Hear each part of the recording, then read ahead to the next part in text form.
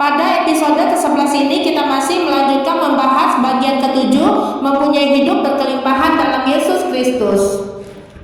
Marilah kita kembali melanjutkan menelusuri pengajaran Yesus Kristus yang berkaitan dengan mempunyai hidup berkelimpahan dalam Yesus Kristus dari kitab Yohanes pasal 10 ayat 10b menjadi ayat kuncinya.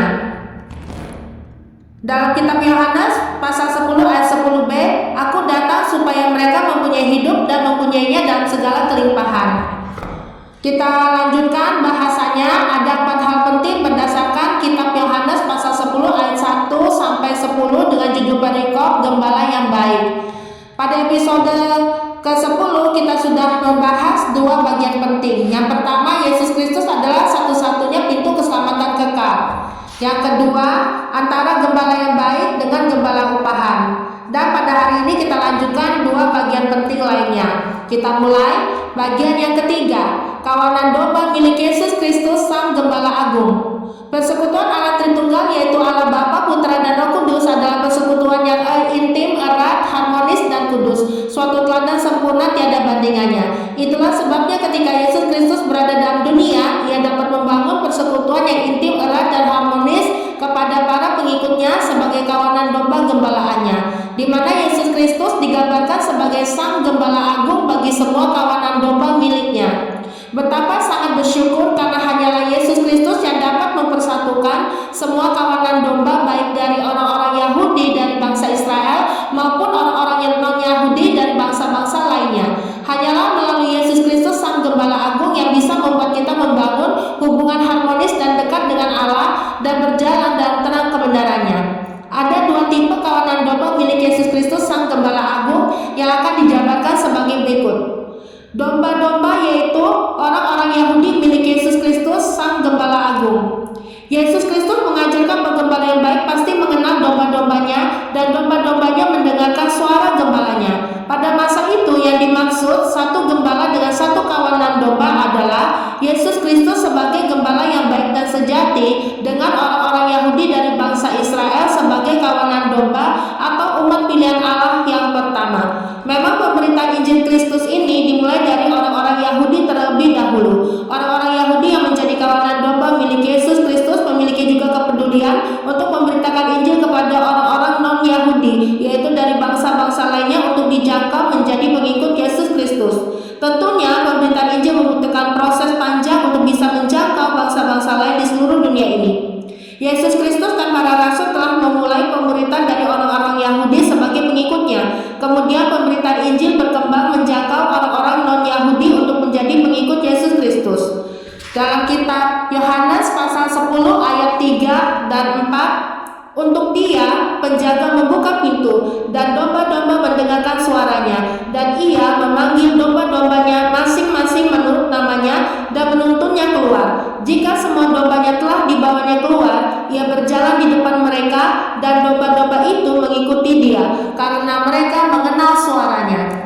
Melalui kebenaran firman Tuhan ini ada 4 hal penting mengenai domba-domba, yaitu orang-orang Yahudi milik Yesus Kristus Sang Gembala Agung, yaitu yang pertama, pengenalan yang intim dan erat antara Allah Bapa dengan Yesus Kristus. Itu menggambarkan bagaimana pengenalan yang intim dan erat antara gembala yang baik dengan domba-domba gembalaannya.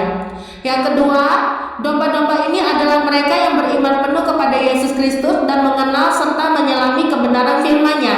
Ketiga, mereka yang memiliki persekutuan yang intim dengan Tuhan, mempunyai semangat melayani Tuhan dan sesama, bahkan rela berkorban bagi Tuhan tanpa hitung-hitungan. Keempat, mereka peduli terhadap keselamatan domba-domba lain, yaitu mereka yang tersesat dan terhilang, agar beroleh anugerah keselamatan dalam Yesus Kristus. Domba-domba lain yaitu orang-orang non-Yahudi milik Yesus Kristus Sang Gembala Agung. Yesus Kristus mengajarkan bahwa selain kawanan domba dari orang-orang Yahudi dari bangsa Israel, ada lagi kawanan domba lainnya, yaitu orang-orang non-Yahudi dari bangsa-bangsa lainnya yang juga dijangkau oleh Yesus Kristus dan para rasul. Orang-orang non-Yahudi yang menyambut baik pemberitaan Injil dan beriman kepada Yesus Kristus kemudian menjadi pengikutnya juga. Yesus Kristus adalah Sang Gembala Agung bagi kawanan domba, baik dari orang-orang Yahudi maupun orang-orang non-Yahudi. Yesus Kristus adalah Gembala Agung yang mempersatukan semua kawanan dombanya, baik dari bangsa Israel maupun dari bangsa-bangsa lainnya.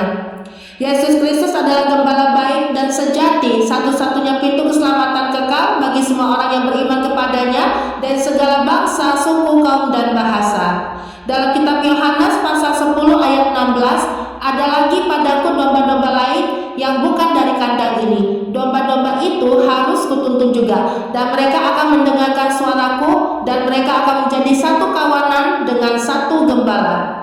Melalui kebenaran firman Tuhan ini, ada 4 hal penting mengenai domba-domba lain, yaitu orang-orang non-Yahudi milik Yesus Kristus Sang Gembala Agung. Yaitu, pertama, sebelumnya domba-domba lain ini adalah mereka yang terhilang dan tersesat. Yang kedua, melalui pemberitaan Injil Kristus, kuasa Tuhan menjaga hati mereka beriman penuh kepada Yesus Kristus dan menyelami kebenaran firman-Nya. Ketiga, mereka mengalami persekutuan intim dengan Tuhan, semangat melayani Tuhan dan sesama, rela berkorban juga bagi Tuhan tanpa hitung-hitungan.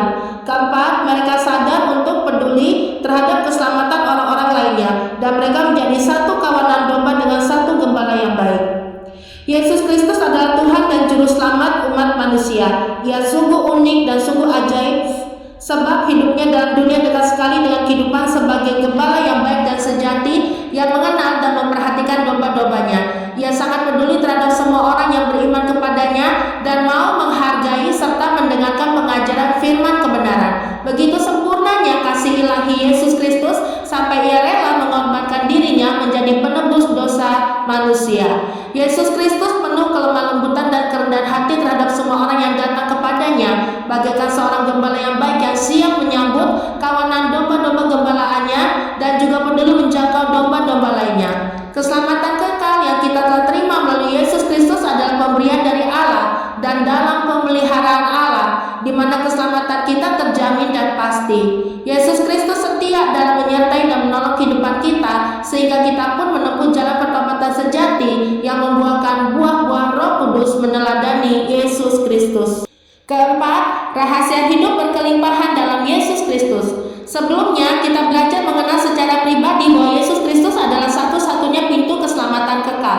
Dialah gembala yang baik dan sejati, serta siapakah kawanan domba-domba miliknya. Selanjutnya, barulah kita bisa memahami dengan benar dan lebih jelas maksud kedatangan Yesus Kristus ke dalam dunia, yaitu supaya mereka mempunyai hidup berkelimpahan dalam Yesus Kristus yang akan segera kita pelajari bersama. Perlu sekali kita untuk mengenal Yesus Kristus dengan baik dan dalam terang firman Tuhan, sebab dia berbeda, sangat unik dan langka. Hanya ada satu orang saja dan tidak ada yang bisa menggantikan posisinya atau yang hampir serupa dengan jati dirinya. Tidak seorang pun bisa seperti Yesus Kristus. Untuk lebih jelasnya, ada beberapa hal penting untuk melihat diri Yesus Kristus yang luar biasa ini, yaitu Yesus Kristus berasal dari sorga dan ia turun ke dalam dunia. Yesus Kristus bukan dari dunia ini, tetapi ia berasal dari sorga dan ia turun ke dalam dunia untuk melakukan apa yang menjadi kehendak Allah Bapa. Yesus Kristus meskipun telah berada dalam dunia, namun ia selalu terkoneksi dengan Allah Bapa dan Roh Kudus, selalu bekerja bersama, memiliki hubungan erat dan harmonis begitu sempurna dan kudus adanya. Berbeda dengan semua manusia lainnya yang ada natural dosa dan berasal dari dunia, karena memang hidup manusia berdosa pertama kali dimulai dari kelahirannya di dunia ini. Dalam kitab Yohanes pasal 6 ayat 38, sebab aku telah turun dari sorga bukan untuk melakukan kehendakku, tetapi untuk melakukan kehendak Dia yang telah mengutus aku.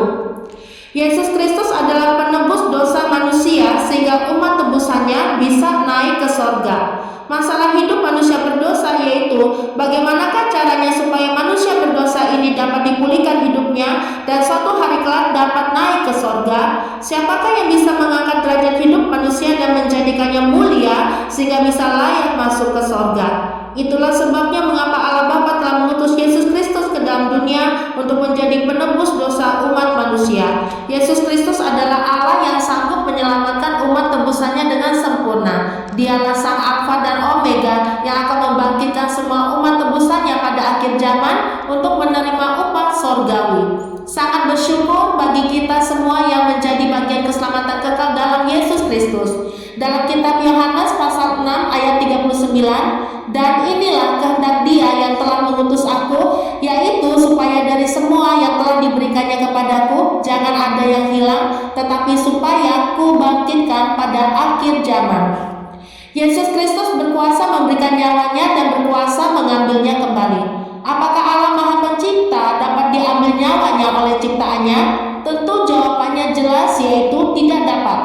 Inilah Yesus Kristus menyatakan keilahiannya sebagai bagian Allah Tritunggal, meskipun dalam dunia ia mengalami aniaya, penderitaan hebat yang puncaknya adalah mati di kayu salib. Akan tetapi Yesus Kristus mati di kayu salib bukan karena ia dapat diambil nyawanya oleh manusia berdosa. Yang benar, ia memberikan nyawanya dan ia berkuasa untuk mengambilnya kembali. Inilah jati dirinya sebagai Allah yang berdaulat mutlak dan berkuasa atas peristiwa kematian di kayu salib. Yang selanjutnya ada peristiwa ia bangkit dari kematian dan peristiwa ia naik ke surga penuh kemenangan. Dan ketika Yesus Kristus telah naik ke surga, ia duduk di sebelah kanan Allah Bapa di tempat kemuliaannya yang gemilang dalam kekekalan.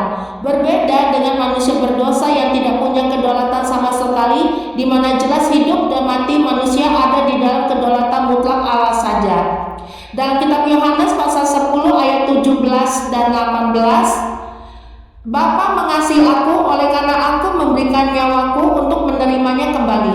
Tidak seorang pun mengambilnya daripadaku, melainkan aku memberikannya menurut kehendakku sendiri. Aku berkuasa memberikannya dan berkuasa mengambilnya kembali. Inilah tugas yang kuterima dari Bapakku. Paradoks kehidupan Yesus Kristus dalam kesederhanaan namun dapat memberi hidup berkelimpahan. Allah Tritunggal adalah pemilik asli atas seluruh ciptaan, baik yang di sorga, yang di seluruh bumi, dan di seluruh alam semesta, baik yang kelihatan maupun yang tidak kelihatan. Namun ketika Allah berinkarnasi melalui Yesus Kristus ke dalam dunia, ia telah mengosongkan dirinya dan mengambil rupa seorang hamba dan hidup dalam kesederhanaan. Paradoks kehidupan Yesus Kristus dalam kesederhanaan ini bisa dilihat dari sisi manusia. Bagaimanakah mungkin orang yang sederhana sekali dapat menganugerahkan hidup yang berkelimpahan? Bukankah tidak masuk akal? Mungkin orang-orang melihat pada masa itu, bukankah Yesus Kristus ini hanyalah anak Yusuf seorang tukang kayu? Bukankah jelas hanyalah Allah saja dapat menganugerahkan hidup berkelimpahan kepada manusia yang mendapat perkenanannya? Sesungguhnya Yesus Kristus adalah Immanuel, yang berarti Allah beserta manusia. Maka ia mengambil tempat paling rendah, yaitu rela menjadi seperti hamba dan hidup sederhana. Hal ini menunjukkan keilahiannya yang penuh kerendahan hati dan penuh kasih sejati, sehingga manusia berdosa bisa datang mendekat kepada Allah tanpa halangan. Yesus Kristus menjadi jalan perdamaian sejati antara manusia dengan Allah. Sungguh nyata bukti cinta kasih-Nya. Dalam kitab Filipi pasal 2 ayat 6 dan 7, yang walaupun dalam rupa Allah tidak menganggap kesetaraan dengan Allah itu sebagai milik yang harus dipertahankan, melainkan telah mengosongkan dirinya sendiri dan mengambil rupa seorang hamba dan menjadi sama dengan manusia. Ketahuilah, Yesus Kristus sumber segala pengharapan dan sumber kebahagiaan hidup sejati itu. Inilah yang sesungguhnya semua manusia dambakan. Yesus Kristus datang supaya kita sebagai miliknya mempunyai hidup dalam segala kelimpahan. Berdasarkan ayat firman Tuhan dalam kitab Yohanes pasal 10 ayat 10b ini, ada dua rahasia hidup berkelimpahan dalam Yesus Kristus, yaitu pertama, belajar memiliki hati gembala yang baik meneladani Yesus Kristus. Belajar memiliki hati gembala yang baik meneladani Yesus Kristus ternyata ini bukan hanya untuk para hamba Tuhan ataupun untuk para pelayan Tuhan saja, seperti majelis, pengurus, diaken, diakonis, para pelayan Tuhan lainnya, tetapi juga seluruh jemaat Tuhan. Hidup berkelimpahan ini tidak dapat dinilai secara materi atau hal-hal lahiriah yang bernilai fana, tetapi hidup berkelimpahan adalah hidup semua orang percaya yang berpusatkan kepada Yesus Kristus sebagai teladan agung kehidupan. Semua umat kepunyaan Tuhan siapapun itu, jika ingin mengalami hidup berkelimpahan, maka milikilah hati gembala yang baik meneladani Yesus Kristus. Yang kedua, semangat surgawi yang menyala-nyala dalam melayani Tuhan dan sesama. Marilah kita belajar menghidupi firman kebenaran setiap hari lepas hari, karena hidup ini hanyalah sementara saja. Maka janganlah sia-siakan kesempatan berharga untuk mengutamakan apa yang menjadi kehendak mulia Tuhan yang bernilai kekal. Biarkanlah kuasa Roh Kudus membakar hati kita dengan semangat surgawi yang menyala-nyala dalam melayani Tuhan dan sesama. Lakukanlah segala sesuatunya seperti untuk Tuhan saja dan bukan untuk manusia. Jikalau kita hidup mau berbagi, memiliki kepedulian dan menolong sesama yang amri, kembalikanlah segala pujian, hormat, kemuliaan hanyalah bagi Tuhan saja selama-lamanya.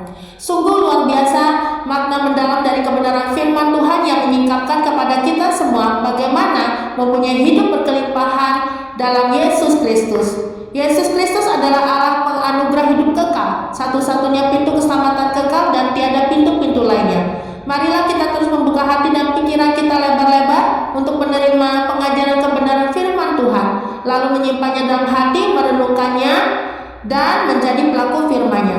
Sungguh kebahagiaan sejati dalam hidup ini hanyalah kita temukan dalam Yesus Kristus saja, sebab hanyalah Dia yang membuat kita mempunyai hidup berkelimpahan sampai ke dalam kerajaan sorga. Demikianlah renungan firman Tuhan pada hari ini. Marilah kita bersatu di dalam doa. Bapa dalam kerajaan sorga, terima kasih buat renungan pada hari ini. Kami belajar memahami kedatangan Yesus Kristus ke dalam dunia supaya kami mempunyai hidup